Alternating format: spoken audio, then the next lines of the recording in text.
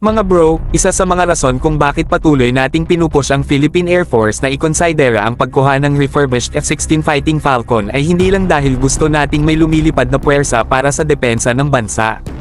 Hindi lang yan. The real reason.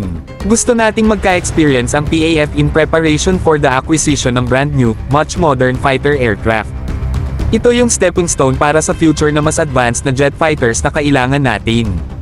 Sa ngayon, mga bro, meron lang tayong 12 FA-50PH Fighting Eagle. Solid to para sa mga unang hakbang ng PAF sa pagbawi ng nawalang expertise sa fast jet operations. Pero let's be real, hindi sapat to kung gusto natin makipagsabayan sa modern multirole fighters.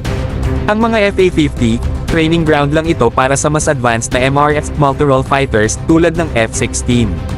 Pero habang maraming nagsasabi na ang FA-50 ay isang proper fighter aircraft, hindi pa rin ito kasing advanced ng mga totoong MRFs tulad ng F-16.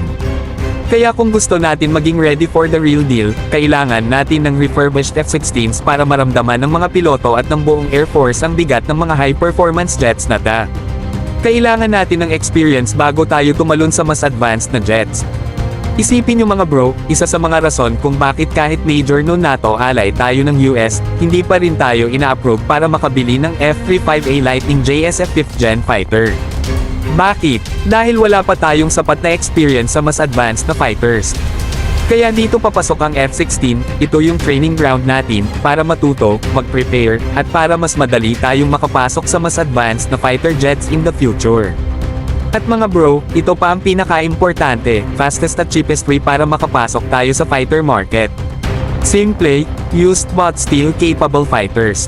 Stopgap measure lang yan habang hinahabol pa rin natin ang pagkuha ng mga mas bago at mas modern na fighters.